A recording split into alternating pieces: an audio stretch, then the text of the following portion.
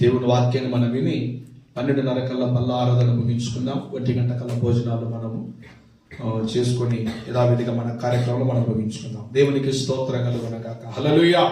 అందరం ఒకసారి దేవునికి స్తోత్రం చెప్పుదాం. చెప్పబడిన సాక్ష్యాలన్నింటిని బట్టి ప్రభు దీవించి ఆయన తన కృపను ఆశీర్వదించును గాక. ప్రేమ కలిగిన మా ప్రభువా, దయ కలిగిన యేసు, కృపామయుడా, నీ దాసుడను నీ సన్నిధిలో నిలబడి ఈ వాక్యం అందిస్తుండగా ప్రాణ ఆత్మ శరీరమును నీ స్వాధీనములో మీరు ఉంచుకొని నాతో మాతో అందరితో మీరే మాట్లాడమని నీ కృపను చూపమని, వినగలిగే చెవులు గ్రహించే హృదయం ప్రతి ఒక్కరికి అనుగ్రహించమని యేసుక్రీస్తు నామమున అడుగుచున్నా నా పరమ తండ్రి, ఆమేన్. హల్లెలూయా. మంచిది. దేవుని పరిశుద్ధ నామమునకు స్తోత్రము కలుగును గాక. మన ప్రభువును రక్షకుడైన యేసుక్రీస్తు ప్రభువారి శ్రేష్టమైన నామమున ఈ ఉదయకాలం సమయం చేరువచ్చిన మీ అందరికీ మరొకసారి ప్రభు పేరిట వందనాలు తెలియజేస్తూ, నేటి మన ధ్యానం నిమిత్తమై పరిశుద్ధ గ్రంథములో నుంచి అపోస్తలుల కార్యములు 20వ అధ్యాయం అపోస్తలుల కార్యములు 20వ అధ్యాయం 20వ వచనము 21వ వచనాన్ని మనము చదువుకుందాం. బైబిల్ ఉన్న వాళ్ళందరూ కూడా తీసి శ్రద్ధగా దైవ గ్రంథాన్ని మనం అందరము చదువుదాం. అపోస్తలుల కార్యములు 20వ అధ్యాయము 20వ వచనము 21వ వచనాన్ని చదువుకుందాం. మరియు ప్రయోజనకరమైనది ఏదియు దాచుకొనక బహిరంగముగాను ఇంటింటను మీకు తెలియచేయుచు బోధించుచు దేవుని ఎదుట మారు మనసు పొంది మన ప్రభు అయిన యేసుక్రీస్తు నందు విశ్వాసముంచవలెనని యూదులకును గ్రీసు దేశస్థులకును ఎలాగూ సాక్ష్యమిచ్చుచుంటినో ఇదంతయు మీకు తెలియును. ఆమేన్. దైవజనుడు పౌలు ఈ అపోస్తల కార్యముల పుస్తకములో ఆయన చెప్పుచున్న మాట ఏమిటంటే, ఈ అపోస్తల కార్యములు ఎవరు రాశారంటే చాలా మంది అంటారు పౌలు రాశారంటారు. పౌలు గారు రాసింది లూకా గారు రాశారు. వైద్యుడైన లూకా గారు రాశారు. ఈ లూకా రాస్తూ ఈ దైవజనుడి యొక్క ఆత్మీయ యాత్రలో, విశ్వాస జీవితంలో ఈ పౌలు గారు చేసినటువంటి యొక్క ఈ ప్రయాణములో ఆయనను గురించి ఎక్కువగా అద్భుతమైనటువంటి ఈ అపోస్తల కార్యముల పుస్తకాన్ని వైద్యులైన లూకా గారు రచించినట్టుగా దైవ గ్రంథాన్ని బట్టి మనము జ్ఞాపకము చేసుకొనగలం. అయితే ఈ అపోస్తల కార్యానికి ఒక పేరుంది. ఏంటంటే, దేవుని బిడ్డలారా, ఈ అపోస్తల కార్యం అంతా మనము చూస్తే ఎక్కువగా మనకు కనబడేది ఏమిటిదయ్యా అంటే, అపోస్తల కార్యములో అన్ని అద్భుతాలే. చెప్పండి ఏంది? అన్ని అద్భుతాలే, అన్ని ఆశ్చర్య కార్యాలే. కాబట్టి అపోస్తల కార్యములు ఎంతగా మనము చదువుతూ ఉంటే అంతగా మన ఆత్మీయ జీవితం ఏమవుతుంది? పురికొల్పబడుతూ ఉంటుంది. అందుకొరకే ఈ అపోస్తల కార్యంలో పౌలు భక్తుడు అంటున్నాడు, ఇదిగో ప్రయోజనకరమైనది ఏదియు దాచుకొనక. మనమైతే ఏం చేస్తామండి? మనమైతే ఏం చేస్తాం?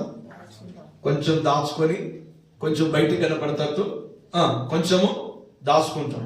ప్రయోజనకరమైనది ఏదియో మనము దాచుకొనక బహిరంగముగాను ఇంటింటను మీకు తెలియచేయుచు బోధించుచు దేవుని ఎదుట మారు మనసు పొందవలనని మన ప్రభువైన యేసుక్రీస్తు నందు విశ్వాసముంచవలనని యూదులకును గ్రీసు దేశస్థులకును ఎలాగూ సాక్ష్యమిచ్చుచుంటినో మీకందరికీ ఇదంతా తెలియను. పౌలు అంటున్నాడు, ఇది తెలియనిది ఏమి కాదు, నా పరిచయం గురించి తెలియనిది ఏమిది, ఇదంతా మీకు తెలియను. ఏమిటిదయ్యా అంటే, నేను ప్రయోజనకరమైనది ఏది కూడా నేను దాచుకొనక, ఏది కూడా దాచుకొనక, ప్రయోజనకరమైనది ఏది దాచుకొనక బహిరంగంగా.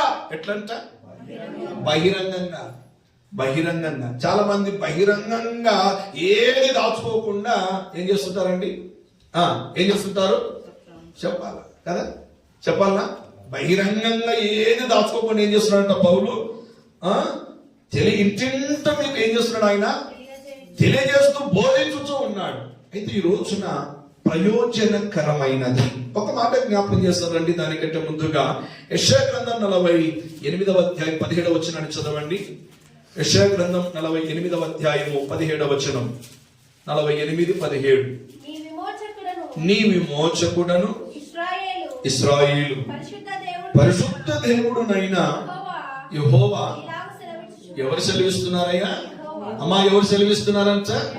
యెహోవా ఇలాగు సెలవిచ్చుచున్నాడు. ఏం కలగాలంటే? నీకు ప్రయోజనము కలుగునట్లు నీ దేవుడనైనా యెహోవా నాకు నేనే నీకు ఉపదేశము.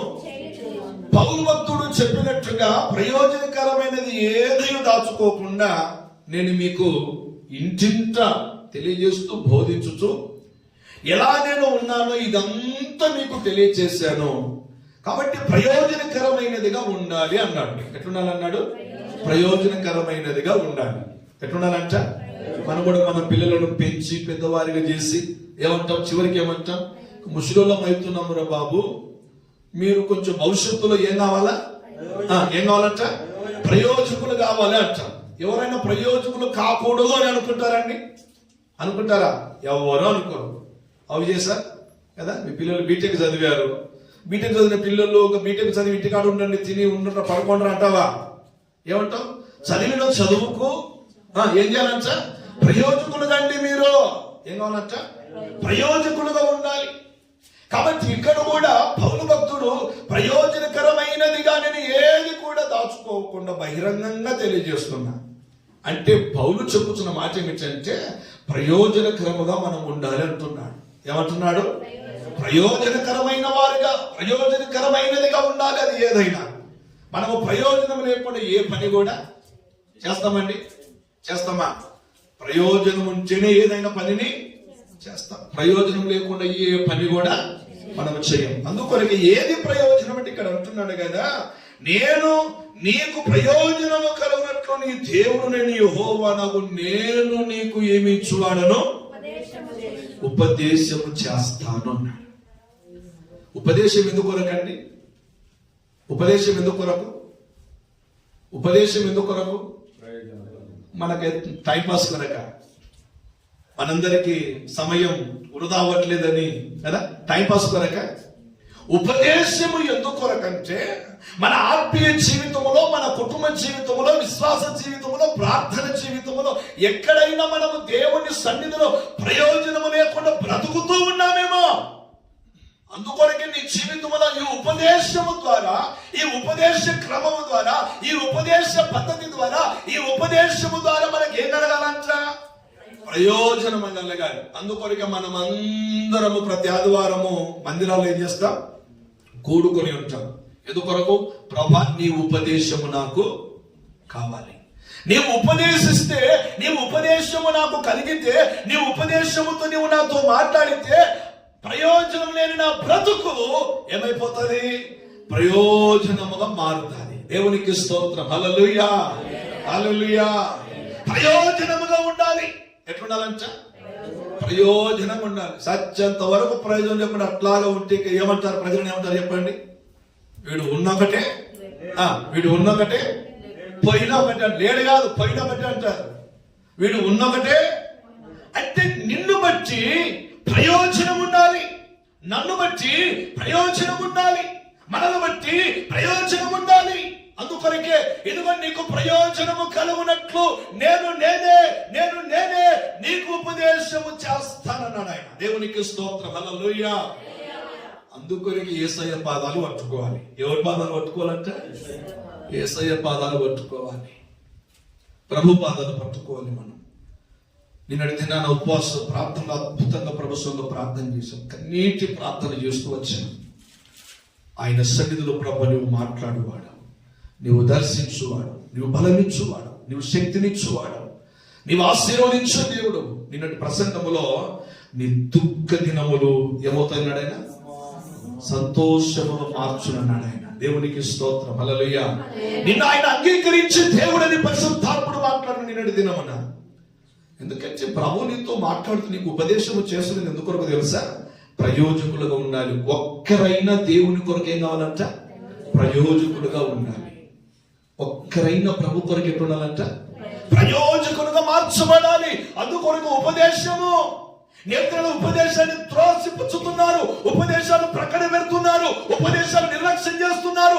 ఉపదేశము కొరకు ప్రజలు పరిగెత్తడం లేదు. అందుకొరకే ప్రయోజనము వారి జీవితంలో చూడడం లేదు. కాబట్టి మనం ఉపదేశమును వింటూ ఉంటే మనకేం కలుగుతుందంట? ప్రయోజనం కలుగుతాయి. దేవునికి స్తోత్రం, హల్లెలూయా, హల్లెలూయా. ప్రయోజకులుగా మనం ఉండాలి.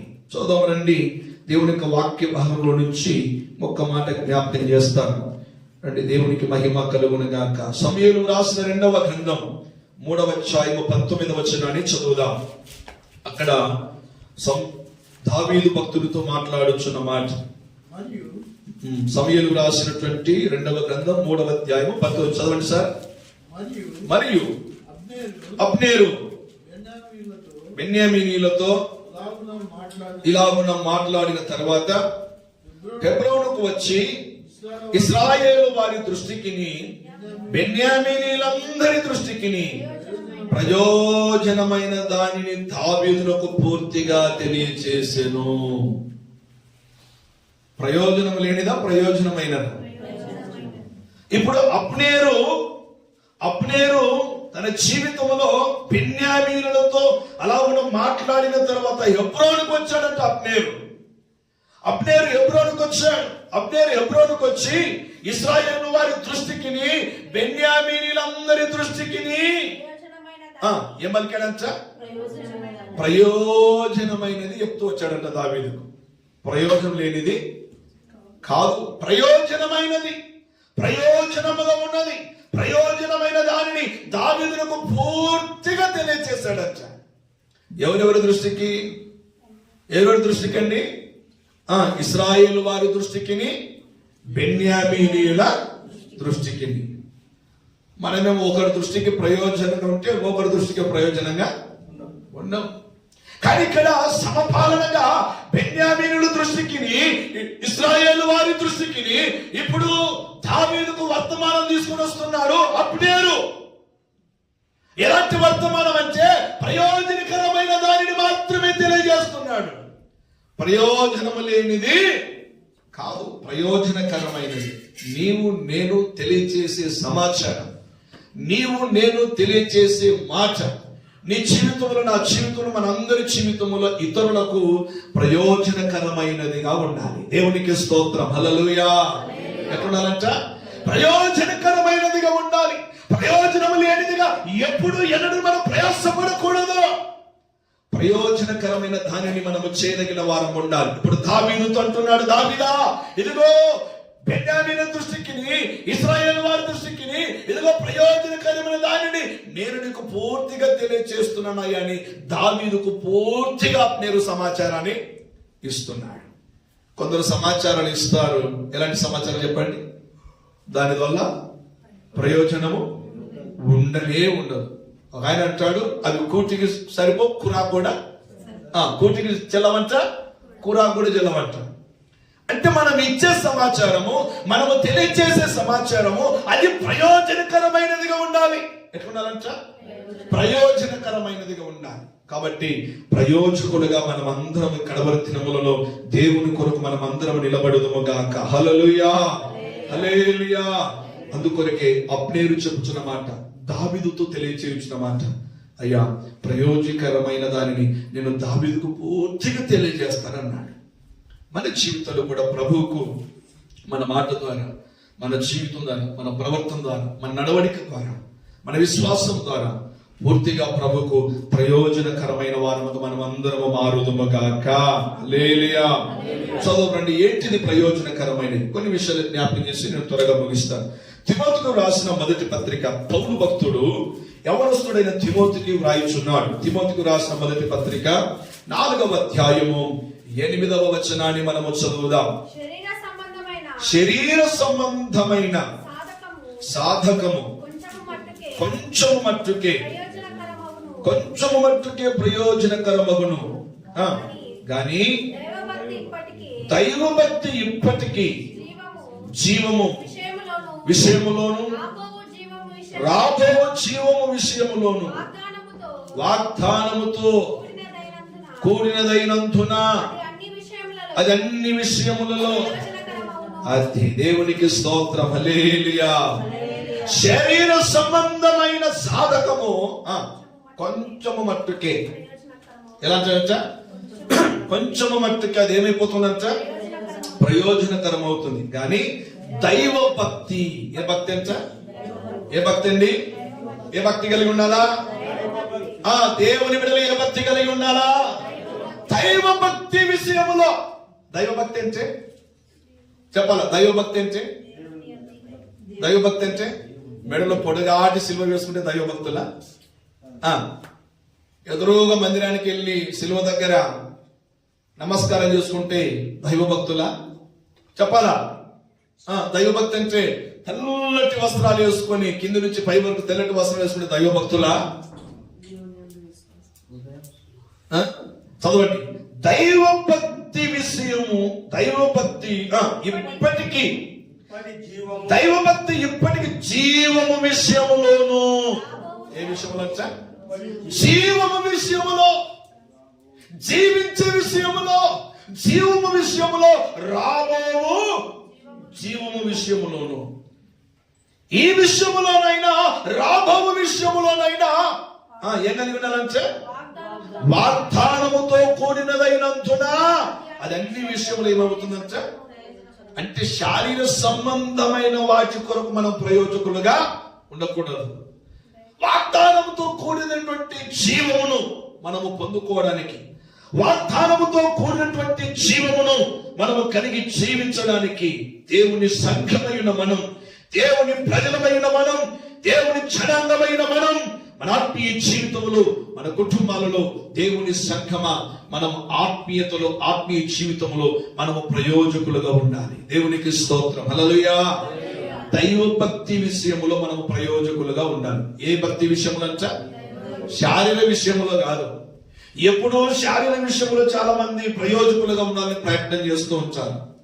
ఈ శరీరానుసారంగా అనేకులు ప్రయోజకులుగా ఉండాలని ప్రయత్నం చేస్తూ ఉంటారు. అని దైవ గ్రంథం అంటుంది. పౌలు భక్తుడు తిమోతికి రాస్తున్నాడు, తిమోతి, నీవు యవనస్తుడవు, యవనములో నీవు ఉన్నావు, యవన కాలంలో నీవు బ్రతుకుతూ ఉన్నావు. యవనస్తుడైన తిమోతి, నీవు శరీర విషయములో నీవు ప్రయోజనకరమైన వాడిగా ఉండక ఏ విషయంలో ప్రయోజకులు ఉండాలి? దైవ భక్తి విషయములో. ఏ విషయములు అంటే, నీవు దైవ భక్తి విషయములో వాగ్దానముతో కూడినది కాబట్టి అది అన్ని విషయంలో ఏమైపోతుందంట, ప్రయోజనకరముగా ఉంటుంది. కాబట్టి ఒక్కసారి మన భక్తి ఏం కావాలంట, ప్రయోజనకరమైనదిగా ఉండాలి. నెంబర్ 1, మన భక్తి ఎట్లుండాలంట, ప్రయోజనకరమైనదిగా ఉండాలి. నీ భక్తి విషయములో నిన్ను ప్రయోజకులుగా చేయాలి. నీ భక్తి ప్రయోజనంగా కనబడాలి. నీ భక్తి ప్రయోజనముగా మార్చబడాలి. అందుకొరకే మన ఆత్మీయ జీవితంలో పౌలు భక్తుడు అంటాడు, శారీరక క్రియలను ఏం చేయమన్నాడు? ఆయన చంపేయమన్నాడు. శారీరక క్రియలు ఏం చేయమన్నాడు? చంపేయమన్నాడు. మనోళ్ళు చంపరు, దాని లోపల పూడ్చి పెట్టుకుంటారు. చంపరు, దాన్ని ఏం చేస్తారంట, పూడ్చి పెట్టుకుంటారంట. మట్టిలో విత్తనాన్ని పూడిస్తే అది ఏమవుతుంది? మళ్ళా పైకి కనబడదు, కానీ మళ్ళా కొన్ని రోజులకి ఏమవుతుంది? మళ్ళా మొలకలు ఎత్తుతుంది. కాబట్టి అందుకొరకే పూర్తిగా దాన్ని చంపేయమన్నాడు ఆయన. ఏమన్నాడు ఆయన? శారీర క్రియలను పూర్తిగా చంపండి. శరీర విషయంలో మీరు ప్రయోజకులుగా ఉండవద్దు. దైవ భక్తి విషయంలో మీరు ఏం కలిగి ఉండాలి? ప్రయోజకులుగా ఉండాలి. అందుకొరకే ఒక పాట ఉంది కదా, శరీర క్రియలన్నీయో నాలో నశింపచేయుమయా, శరీర క్రియలన్నీయో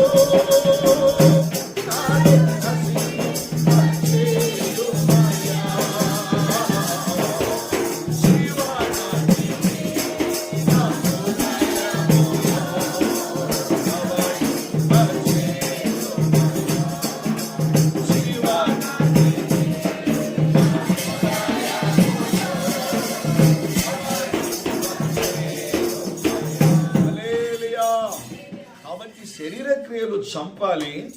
మనము శరీర క్రియల విషయంలో, శరీర సంబంధమైన వాటి విషయంలో మనము ప్రయోజకులుగా కాక, ఆత్మ సంబంధముగా దైవభక్తి విషయంలో మనం ఏం కావాలంట? ప్రయోజకులముగా ఉండాలి. దేవునికి స్తోత్రం, హల్లెలూయా. అందుకొరకే శరీర సంబంధమైన సాధకము కొంచెము మట్టుకు ఏమవుతుందంట? అది ప్రయోజనకరంగా కనబడుతుంది మనకు. కానీ దైవభక్తి అయితే ఇప్పటి జీవము విషయములోనైనా, రాబో జీవము విషయములోనైనా అది మనకేమవుతుందంట? అదేమవుతుందంట? ప్రయోజనకరముగా ఉంటది. అది ఎందుకు తెలుసా? వాగ్దానముతో కూడినది కాబట్టి. దేంతో కూడినంత? అది వాగ్దానముతో కూడినది. వాగ్దానము లేకుండా ప్రభు ఏ మాట కూడా ఆయన చెప్పలేదు.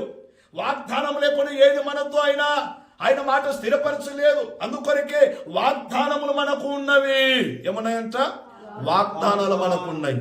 అందుకొరకే వాగ్దానము కలిగినటువంటి ఆ ప్రభువు మనకిచ్చే వాగ్దానాన్ని బట్టి మనం ఎల్లప్పుడూ ఎప్పుడునూ శరీర విషయంలో మనము ఎక్కువగా ప్రయోజకులుగా ఉండాలని ప్రయాసపడక, అది కొంచెం కాలం మట్టుకే కాబట్టి ఈ లోకములోనైనా, జీవము విషయంలోనైనా, రాబో జీవము విషయంలోనైనా నీవు ప్రయోజకులుగా ఉండాలంటే దైవ భక్తిని కలిగి ఉండాలంటాడు ఆయన. పౌలు ఏమంటాడు తిమోతికి? తిమోతి యవనుడా జాగ్రత్త, నీవు ఏ విషయంలో కలిగి ఉండాలి? ప్రయోజకులుగా. దైవ భక్తి విషయంలో ప్రయోజకులుగా నీవు ఉండాలని దైవ లేఖనాన్ని బట్టి మనము జ్ఞాపకము చేసుకుంటున్నాం. దేవునికి స్తోత్రం, హల్లెలూయా. భక్తి ఏం కలిగి ఉండాలంట? భక్తి కలిగి ఉండాలి. ఏ భక్తి? దైవ భక్తి. ఏ భక్తి అంట? దైవ భక్తి కలిగి ఉండాలి.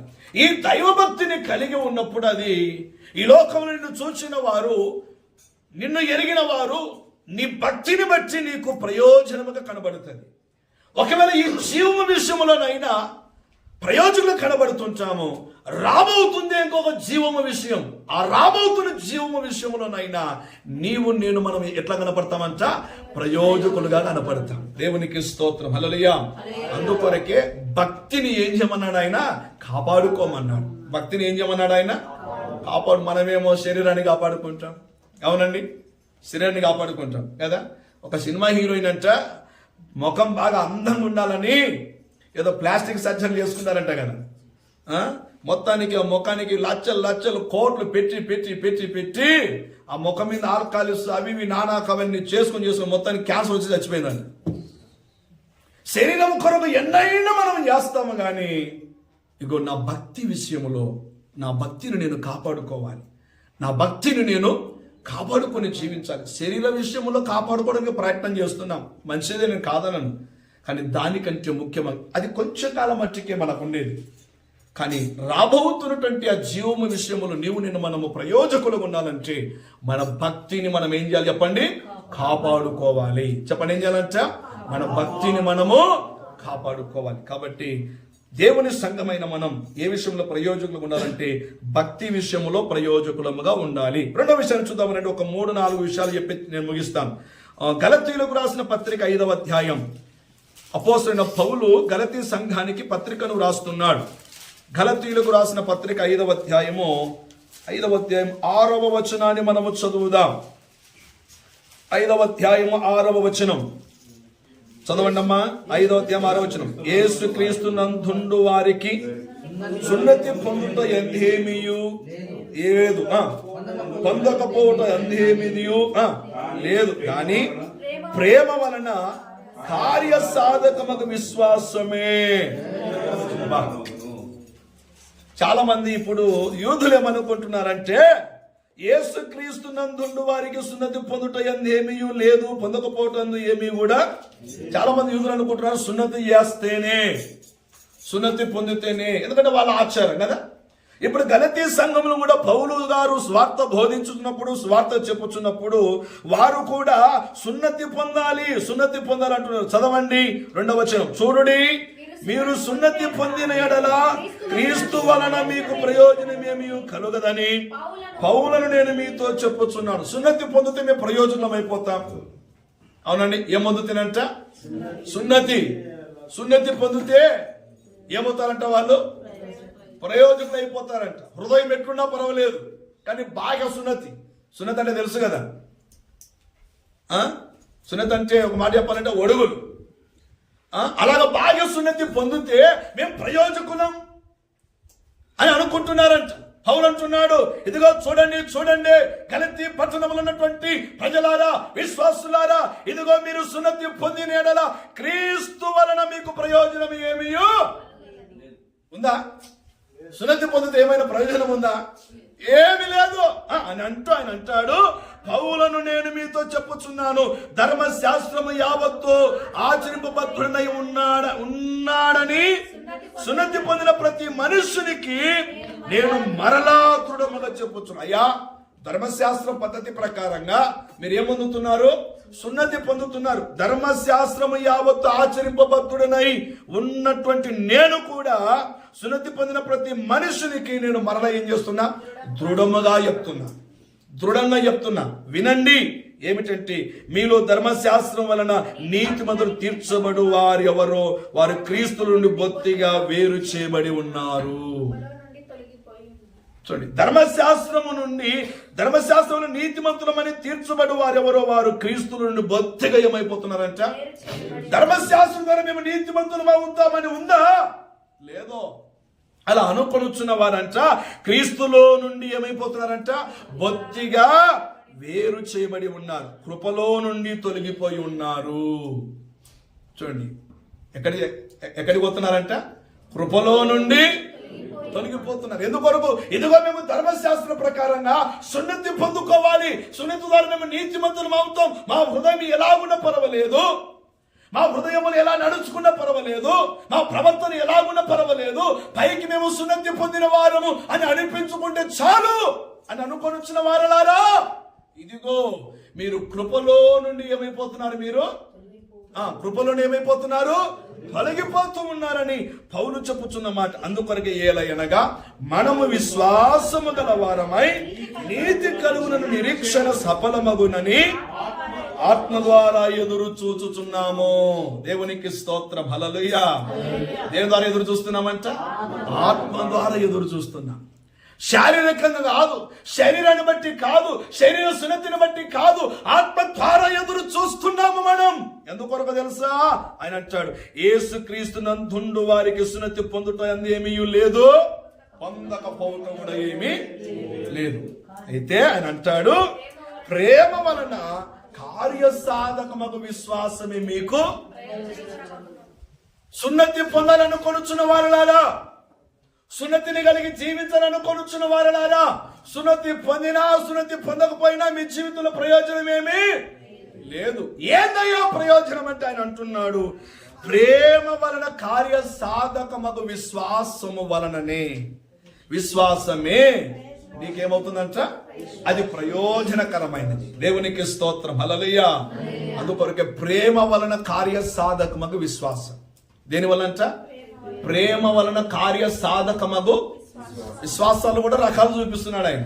ఈ విశ్వాసం ఎలాంటి విశ్వాసం అంట? ప్రేమ వలన కార్యసాధకమగు విశ్వాసం అంట. ఇలాంటి విశ్వాసం నీవు కలిగి ఉంటే చాలు, అది నీ జీవితానికి, నీకు, నీ కుటుంబానికి, మనకు, మన కుటుంబాలకు ఏమైపోతుందంట? ప్రయోజనకరముగా ఉంటుంది. దేవునికి స్తోత్రం, హల్లెలూయా.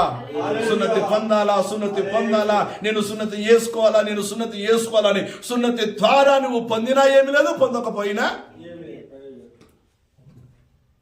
నీలో కార్యసాధకమగు ఆ ప్రేమ ఉందే, ఆ ప్రేమను బట్టి, విశ్వాసము బట్టి నీవేమైపోతున్నావు? ప్రయోజనకరముగా మార్చబడుతున్నాం. దేవునికి స్తోత్రం, హల్లెలూయా. కాబట్టి ఒకటి, దైవభక్తి ప్రయోజనకరముగా ఉండాలి. రెండవది, మనలో విశ్వాసము ప్రయోజనకరముగా ఉండాలి. అందుకొరకే పౌలు అంటున్నాడు, ప్రయోజనకరమైనది ఏది నేను దాచుకోక నేను కూడా మన ఆత్మీయ జీవితంలో ప్రయోజనకరమైన వారుగా ఉండాలి. ఏ విషయములంటే, అబ్నేరు దావీదు యొద్దకు వచ్చి దావీదుకు వర్తమానము తెలియజేస్తూ వచ్చాడు. నేను ఏది కూడా మరుగు చేసుకొనక దావీదుకు సమస్తము తెలియజేస్తా. ఏమిటిదంటే, నేను ప్రయోజనకరమైనది అంతా కూడా ఆయనకు తెలియజేస్తానన్నట్టుగా నీ ఆత్మీయ జీవితంలో నీవు కూడా ప్రభు సన్నిధిలో ప్రయోజనకరమైన వారుగా, ప్రయోజనకరమైన బిడ్డగా, ప్రయోజనకరమైన సంఘముగా, ప్రయోజనకరమైన కుటుంబాలుగా మనమందరము ప్రభు కొరకు కడవరి దినములలో మనము జీవించుదుముగాక. హల్లెలూయా. ఎలా అంటే, ఒక ఒకటి చెప్పాను, అది దైవ భక్తి. ఏ భక్తి అంట? ఏ భక్తి అంట? దైవ భక్తి విషయంలో నీవు నేను మన ప్రయోజకులముగా ఉండాలి. రెండవది విశ్వాసం. చెప్పండి ఏంటంట? విశ్వాసం. విశ్వాసము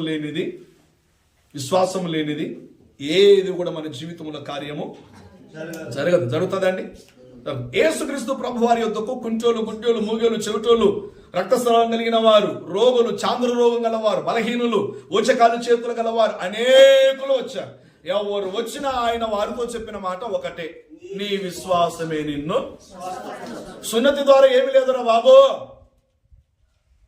నువ్వు పొందిన ఒకటే పొందకపోయినా ఒకటే. అయ్యా నేను యూదులను కదా అని రొమ్మిర్చుకుని తిరుగుతున్నారంటే చాలా మంది. నేను యూదులను కదా అని, నేను గ్రీసు దేశస్తుని కదా, ఇదిగో నేను ఫలాని వాడను కదా, ఫలాని వ్యక్తిని కదా అని రొమ్ము విడిచి తిరిగేవారు ఎక్కువైపోయారు.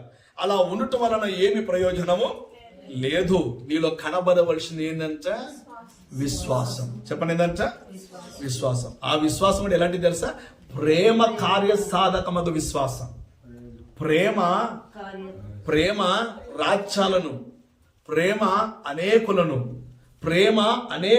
ఆయన సన్నిధికి ఏం చేస్తుందంట?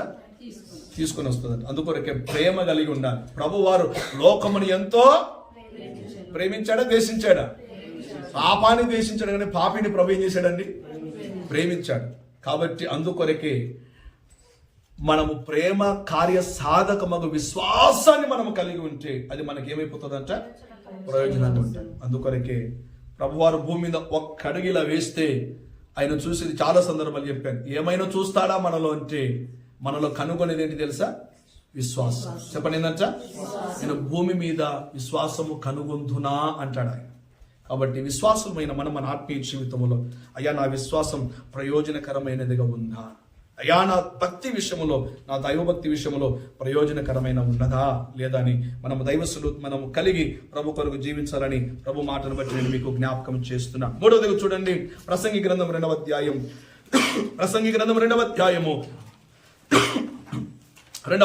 13వ వచనాన్ని మనం చదువుదాం. ప్రసంగి గ్రంథం. అప్పుడు నేను చేసిన పనులన్నీ వాటి కొరకై నేను పడిన ప్రయాసమంతయు నేను నిదానించి వివేచింపగా అవన్నీ వ్యర్థమైనవిగాను ఒకటి గాలికి ప్రయాసపడినట్టుగాను అగుపడెను. అయ్యగారు 2వ అధ్యాయం 13వ వచనమేనా? 2వ అధ్యాయం 13వ వచనం. అంతట చీకటి కంటే వెలుగు ఎంత ప్రయోజనకరమో, బుద్ధిహీనత కంటే జ్ఞానము అంత ప్రయోజనకరమని నేను తెలుసుకొంటిని. ఏదంట ప్రయోజనకరం? జ్ఞానం. చెప్పండి ఏదంట? జ్ఞానం. ఇక్కడ అంటాడు, ఈ ప్రసంగి పుస్తకాన్ని ఎవరు రాశారండి? సొలొమోను భక్తుడు రాశాడు. సొలొమోను ఎవరు? దావీదు గారి యొక్క కుమారుడు. ఈ సొలొమోను ఒక రోజున గిబియోనులో రాత్రి ఉండి, ప్రభువా ఈ ప్రజలందరినీ పరిపాలించుట కొరకై ఇదిగో నా తండ్రి చేసిన పని నాకు నువ్వు అప్పగిస్తానన్నావు, మంచిదే. అయితే ఈ ప్రజలను పరిపాలించడానికి ప్రభువా, ఈ ప్రజలను ఏలుటకు నాయన నాకు శక్తి జ్ఞానము సరిపోదు ప్రభువా అని ఒకరోజు ఆ రాత్రి సొలొమోను గారు దైవ పాదాలు పట్టుకొని ప్రభువును అడుగుతూ ఉన్నాడంట. ప్రభువా నాకు జ్ఞానము దయచేయి నాయన, నాకు జ్ఞానము దయచేయి ప్రభువా అని అడుగుతూ ఉంటే, సొలొమోను గారు జ్ఞానం అడిగితే దేవుడు సొలొమోనుకి ఏమిచ్చాడు తెలుసా? కావలసిన అన్నిటిని కూడా ఏం చేశాడంట? మనమే ఫస్ట్ ప్రభు పాదాల చెంతబడి మనలో ఏ లోపం ఉందో, ఏది పొందుకోవాలని అది అడగ. ఫస్ట్ మనం అడిగేది ఏంటి చెప్పండి? ఫస్ట్ నన్ను ఆశీర్వదించు ప్రభా, అవునా? నన్ను దీవించు నాయన, మూడు బిల్డింగ్లు కట్టాలా ప్రభా, అవునా? ఒక 5 కార్లు కొనాలా ప్రభా, ఇది అడుగుతాం. కానీ ఏది నా ఆత్మీయ జీవితంలో నాకు అవసరమో, ఏది నా ఆత్మీయ జీవితంలో నాకు కొరత ఉందో దాన్ని పొందుకోవాలని అడగమనం. సొలొమోను గారి ఆత్మీయ జీవితంలో ఏది కొరత ఉందో, ఏది తక్కువైందో అది అడుగుతున్నాడు. నాకు జ్ఞానము దయచేయి ప్రభువా అని అడిగితే జ్ఞానముతో పాటు సొలొమోను గారికి దేవుడు సర్వ సంపదలన్నిటిని ప్రభు ఏం చేశాడంట? సమకూర్చాడంట. ఏది ప్రయోజనమయ్య అంటే జ్ఞానము ప్రయోజనం. చదవండి అయ్యగారు, మరొకసారి చదవండి ఆ మాట. 2:13లో అంతటా చీకటి కంటే వెలుగు ఎంత ప్రయోజనకరమో. చీకటి ప్రయోజనమా, వెలుగు ప్రయోజనమా? చెప్పండి. చీకటి కోరుకుంటామా, వెలుగు కోరుకుంటామా? ఎందుకొరకు? చీకటి కోరుకోవచ్చు కదా, చీకట్లో మనకు ప్రయోజనం ఏమి కూడా ఉందా? చీకట్లో ఒకటే ప్రయోజనం, ఏంది? నిద్రపోవడానికి మాత్రమే. అవునండి. కానీ వెలుగులో ప్రతి మనిషి వెలుగులో జీవిస్తూ వెలుగులో ఏ పని చేయాలో, ఎలా జీవించాలో, ఎలా నడుచుకోవాలనో, ఎక్కడికి వెళ్ళాలనో ఈ వెలుగు మానవునికి ఎంతో ఉపయోగపడుతుంది. అందుకొరకు చీకటి కంటే వెలుగు ఏమవుతుందంట? ప్రయోజనకరముగా ఉన్నది. బుద్ధిహీనత కంటే ఏందంట? జ్ఞానం. చెప్పండి, ఏందంట?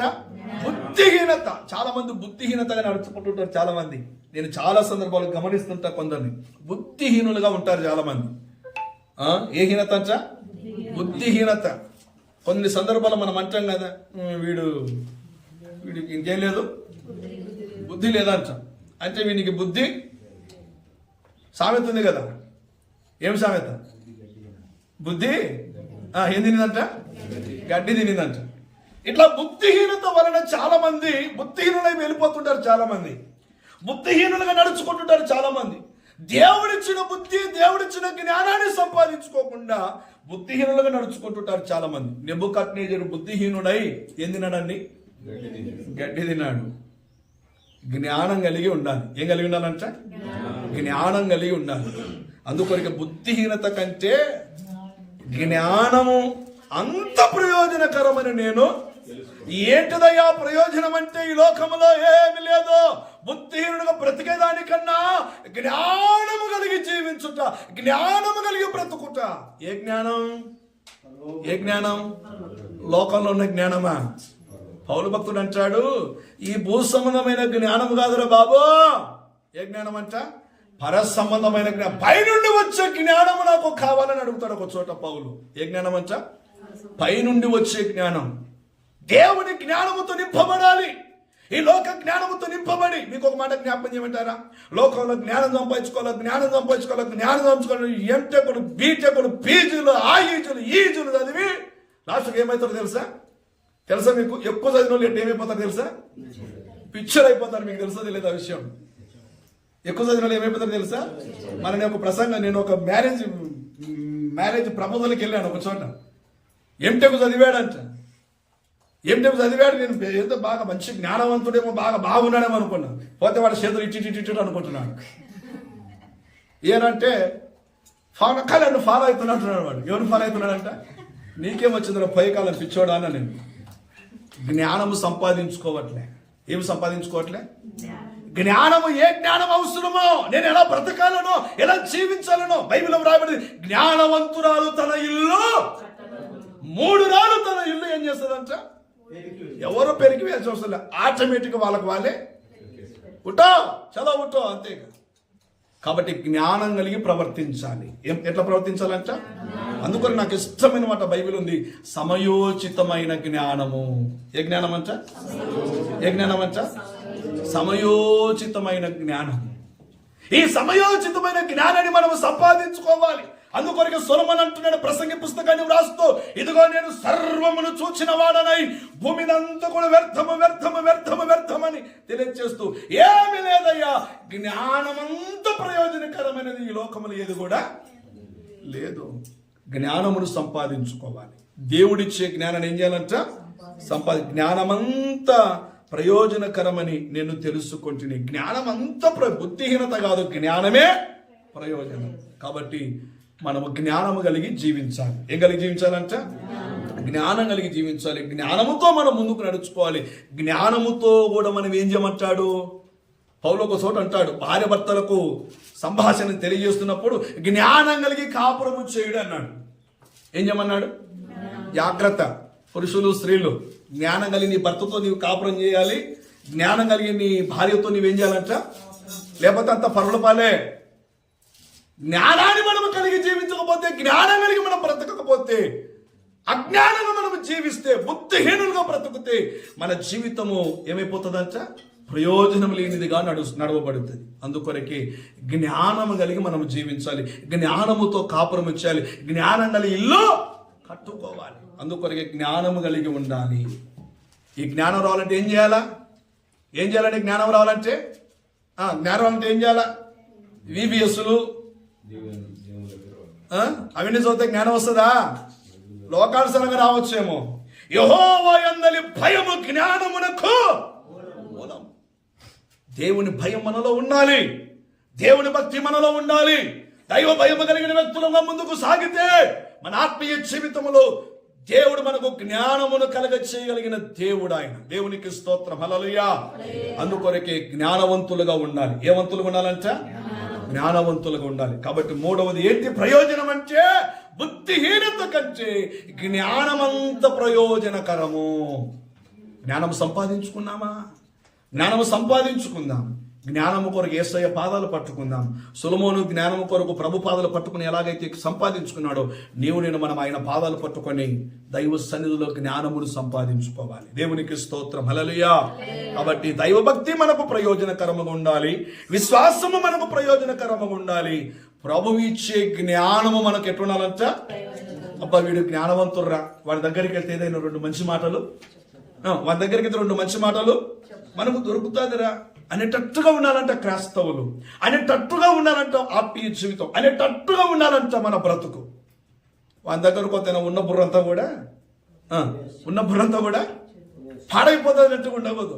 జ్ఞానము కలిగి ఉండాలి. ఏం కలిగి ఉండాలంటే జ్ఞానాన్ని మనము సంపాదించుకొని జ్ఞానముని ఇతరులకు బోధించు వారముగా ఉండాలి. దేవునికి స్తోత్రం, హల్లెలూయా. కాబట్టి ఈ నాలెడ్జ్ ఎలా సంపాదించుకోవాలంటే ప్రభుపాదాలు పట్టుకుంటే దేవుడు అద్భుతమైన జ్ఞానము ఆయన నింపగలిగిన వాడు. దేవునికి స్తోత్రం, హల్లెలూయా. చదవాలని ఇంకొక మాట చూద్దామనండి. దేవునికి మహిమ కలుగునుగాక, హల్లెలూయా, హల్లెలూయా. చదువు తిమోతికి రాసిన రెండో పత్రిక 3వ అధ్యాయం 16వ వచనం. 2వ పత్రిక 3వ అధ్యాయం 16వ వచనం. త్వరగా. దేవునికి స్తోత్రం. తిమోతికి రాసిన 2వ పత్రిక 3వ అధ్యాయం 16వ వచనం. దైవజనుడు సన్నద్ధుడై ప్రతి సత్కార్యమునకు పూర్వముగా సిద్ధపడి ఉండునట్లు దైవావేశము వలన కలిగిన ప్రతి లేఖనము ఉపదేశించుటకును, ఖండించుటకును, తప్పుదిద్దుటకును, నీతి యందు శిక్ష చేయుటకును ప్రయోజనకరమై ఉన్నది. దేవునికి స్తోత్రం, హల్లెలూయా. ప్రయోజనకరమైనదిగా ఉండాలి. ఏమిటిదంటే ఇక్కడ అంటాడు కదా, ఆయన అంటాడు, ఇదిగో దైవజనుడు సన్నద్ధుడు ప్రతి సత్కార్యమును పూర్తిగా సంపూర్ణంగా సిద్ధం. అంటే సత్కార్యము చేయుటకు మనము సిద్ధపడాలంటే దాని అర్థం ఏమిటంటే, సత్క్రియలు చేయుట మనకు ప్రయోజనకరము, సత్కార్యము చేయుట మనకేమైందంట ప్రయోజనకరం. సత్కార్యం చేయాల. ఏ కార్యం చేయాలా? ఏ కార్యం చేయాలంట? సత్ అంటే మంచి కార్యం. అంటే ఈ లోకంలో మంచి కార్యాల కన్నా ఎక్కువగా ఏ కార్యాలు ఎక్కువ ప్రబలమవుతున్నాయి? ఏమవుతున్నాయండి? చెడ్డ కార్యాలు ఎక్కువ ప్రబలమవుతున్నాయి. అందుకొరకే దైవజనుడు ఆయన అంటున్నాడు, పౌలు గారు తిమోతి, ఇదిగో నీవు సత్కార్యములు చేయుటకు నీవు పూర్ణముగా ఎన్నవాలంట సిద్ధపడి, ఉపదేశించడానికైనా, ఖండించడానికైనా, తప్పు దిద్దుటకైనా, నీతి యందు ఏం చేయాలంట? శిక్ష. ఏ శిక్ష? బాలశిక్షణ. చిన్నప్పుడు బాలశిక్షణ, ఇప్పుడు లేవులే. అవు సార్, మనం చిన్నప్పుడు చదువుకున్నప్పుడు బాలశిక్షలు ఉండేవి, ఇప్పుడు లేవు బాలశిక్షలు. ఇప్పుడు ఇన్ని బుక్కులు వచ్చాయి. నాలెడ్జ్, తెలివి కంటే ఎక్కువైపోయాయి బుక్కులు. ఇప్పుడు శిక్ష చేయటం. ఏ శిక్ష? నీతి అనే శిక్ష. ఏ శిక్ష అంట? నీతి అనే శిక్ష చేయాలా? నీతి అనే శిక్షలో మనం ఉండాలి. అందుకొరకే నీతి అనే శిక్ష చేయుటకు ఏమైందంట? ప్రయోజనకరమైంది. ఏంటిదయ్యా ఈ ప్రయోజనకరం అంటే, సారాంశంలోనికి వెళితే సత్కార్యములు చేయుట ప్రయోజనకరం. ఏ కార్యాలంట? సత్కార్యాలు చేయుట ప్రయోజనకరం. మంచి కార్యాలు చేయాలి. చెప్పండి, ఏ కార్యాలు చేయాలా? మంచి కార్యాలు చేయాలా, మంచిది చేయాలా. చెప్పండి, ఏం చేయాలంట? మంచిది చేయాలా. దేవుని కొరకు మంచి కార్యాలు చేయాలా. అందుకొరకే దైవజనుడా, గుర్తుపెట్టుకో యవ్వనస్తుడా, ఇదిగో నీవు మంచి కార్యాలు చేయుటకు నీవు ఎల్లప్పుడూ సిద్ధముగా ఉండంటే, అవి అలా చేస్తే ఇదిగో అది నీకు నీతి అనే శిక్ష చేయుటకు ఏమవుతుందంట? ప్రయోజనకరముగా ఉంటుంది. నీవు నేను మనం ప్రయోజనకరంగా ఉండాలని ప్రభువు ఆశిస్తున్నాడు. పౌలు ప్రయోజనకరమైనది ఏది దాచుకోకుండా బహిరంగంగా బోధిస్తూ వచ్చాడంట. ఏమిటిదయ్యా మనకు ప్రయోజనకరమైన? దైవ గ్రంథాన్ని మనం ధ్యానం చేస్తే దైవభక్తి ప్రయోజనకరం అంటున్నాడు, విశ్వాసము ప్రయోజనకరం అంటున్నాడు, మూడవది జ్ఞానము, నాలుగవది సత్కార్యములు చేయుట ప్రయోజనకరం. ఏ కార్యాలు చేయాలా? తబితా, ఇదిగో నువ్వు ఏ కార్యాలు చేస్తేవి? ఏ కార్యాలు చేస్తేవి? నీవు సత్క్రియలు సత్కార్యాలు చేస్తావమ్మా. ద్వారకా గురించి మనం చూస్తాం కదా, అక్కడ చనిపోయినప్పుడు పరిస్థితి చూస్తే అక్కడ ఉన్న స్త్రీలందరూ వచ్చి, అమ్మా ఈ తల్లి చనిపోయిందా, ఈ అమ్మ చనిపోయిందా, ఈ అక్క చనిపోయిందా, ఈ అక్క మా అంగీలు కొట్టింది, ఇదిగో ఈ అక్క మా జాకెట్లు కొట్టింది, ఇదిగో మేము పేదవారం అయితే మా దగ్గర కూలి కూడా తీసుకోలేదు. ఇంత సత్క్రియలు చేసిన ఈ తల్లి చనిపోయిందా అని ప్రజలు గొప్పలుగా వచ్చి ఏం చేశారంట, ఏడుస్తూ ఉన్నారంట. నీవు చేసే కార్యాలు నీకేమవుతాయి, ప్రయోజనకరంగా మారుతాయి. దేవునికి స్తోత్రం, హల్లెలూయా. నీవు చేసే కార్యాలు ప్రయోజనకరంగా మారుతాయి. అందుకొరకే మనం ఎప్పుడు ఎల్లప్పుడూ సత్కార్యములు సత్క్రియలు చేయుటకు మనము జీవించాలి. మన ప్రభువు సత్క్రియలు చేయమన్నాడు ఆయన, సత్కార్యములు చేయమన్నాడు ఆయన. మేలు చేయక నీవు ఉండలేవయ్యా, ఆరాధించక నేను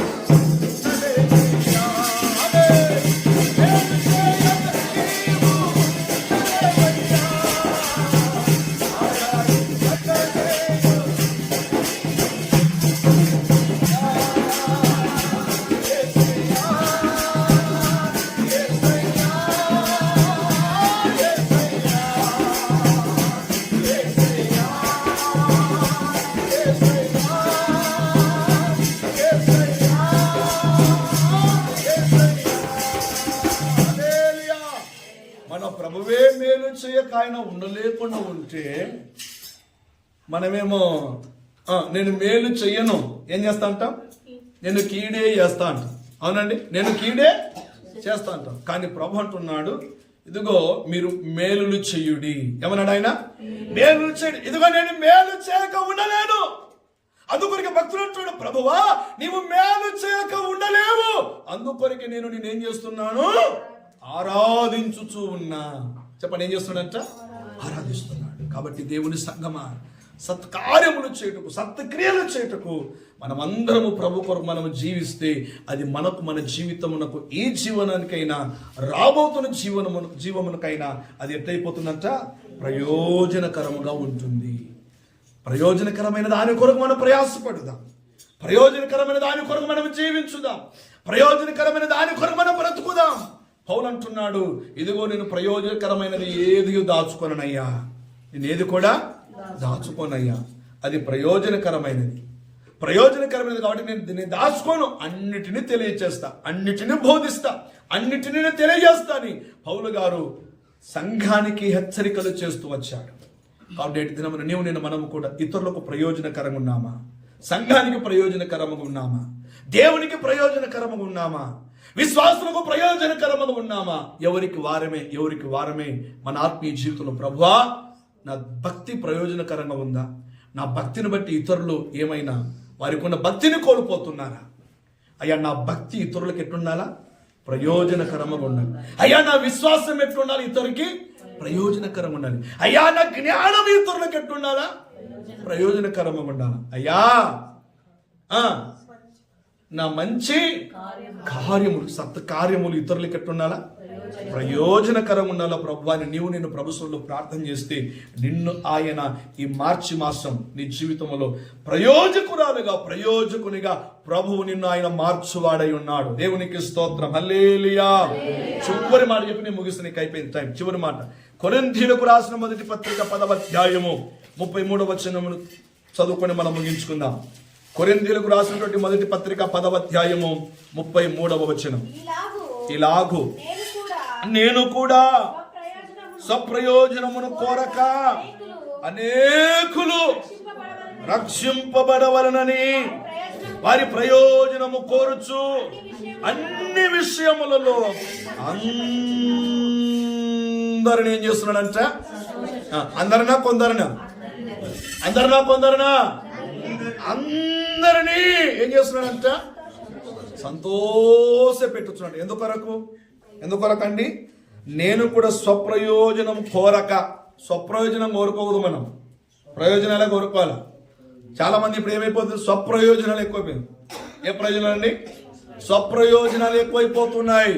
స్వప్రయోజనమును కోరుకొనక అనేకులు రక్షింపబడవలనని ఏమడాలంట, ఏమడాలా, అనేకులు ఏం కావాలా, ఇక్కడ రక్షణ పొందిన వారు ఎందరైతే ఉన్నారో వారందరూ రక్షించబడాలి, వారు మారు మనస్సు పొందాలి. అదే పౌలు గారి యొక్క ముఖ్య ఉద్దేశం. మనం చదువుకున్న మూల వాక్యములో పౌలు గారి యొక్క ముఖ్య ఉద్దేశం అదే, మారు మనస్సు పొందాలి, అందరూ రక్షించబడాలి. వారికి బోధించుతూ ఉన్నాను, ఇంటింటి వెళ్ళి వారికి వాక్యమును తెలియచేస్తున్నాను.